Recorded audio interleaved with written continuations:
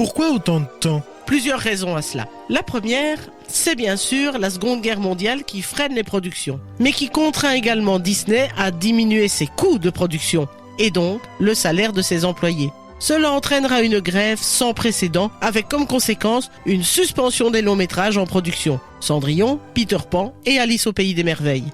Il faudra attendre 1950 pour que Cendrillon arrive sur les écrans. Son succès relancera la machine. La même année, il dépose le titre de La Belle au Bois dormant. Oui, on est en 1950, or le film ne sortira qu'en 59, près de 10 ans, c'est long.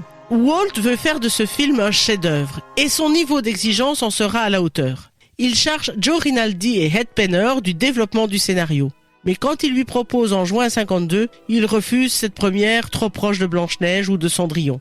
Il faudra plusieurs remaniements de l'histoire avant de satisfaire le papa de Mickey, si bien qu'alors qu'il avait prévu de sortir son film en 55, la production ne démarrera réellement que mi-53.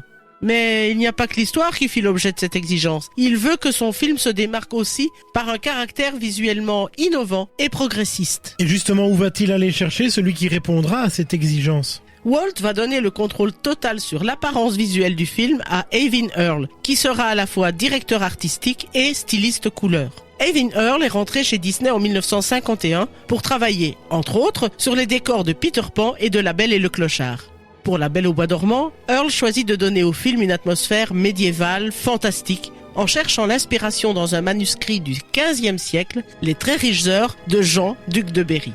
Les enluminures et les miniatures serviront de modèle pour les décors. Et il a aussi tiré des couleurs clés du film, telles que le jaune-vert pour les flammes de Maléfique ou le rose et le bleu pour la robe royale d'Aurore.